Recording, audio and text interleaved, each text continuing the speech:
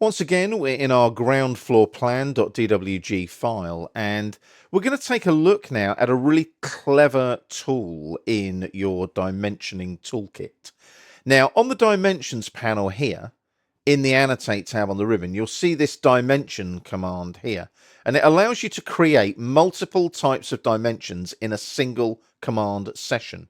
So basically, you don't have to keep going here to go to your dimension type. The dimension command, or dim, D-I-M, will actually allow you to place multiple different types of dimensions.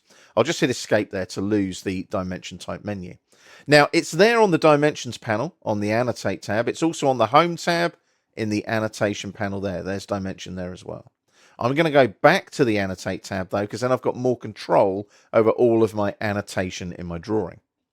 I'm going to zoom and pan in the drawing down to this area here, like so. So you can see we've got this green line here. There's a polyline there. We've also got some circles here as well. And what I'm going to do is I'm going to place some dimensions using that dimension tool, the dim command. So dimensions panel here, click on dimension, and I come into the drawing area. Now, what's really lovely about this is AutoCAD recognizes the geometry and selects the appropriate dimension type for the geometry. So if I hover on that polyline, can you see there I'm getting an aligned dimension straight away? I just left click, and as you can see, when I drag that out, there's the dimension of that part of that polyline. If I come to here, use the intersection there, lines it in nicely with that arc length arrowhead there as well. Quick and easy. Hover over the circle there. Can you see that? It's given me a diameter like so. I could also right click and I can select radius. I want a radius instead. So I'll pop that there. There you go. There's a radius 120. Click on the circle. Click where you want the radius to go. Now, also, I can just right click anywhere and say I want an angular dimension.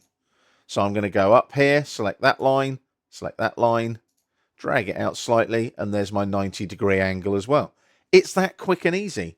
And once you're done, you just press enter to finish, and you've placed all of those multiple dimension types in your AutoCAD drawings. It saves having to keep going up here and pick what dimension type you need. And what I really like about it as well is you've got the ability when you're in the dimension command, the dim command, where you can right click and specify what type of dimension you want as well. So it's a really useful tool. It's kind of an all-encompassing dimensioning tool, hence the name of it, Dimension. It's very, very useful. So get into the habit of using it as much as you can. It'll save you a lot of time when placing your dimension annotation.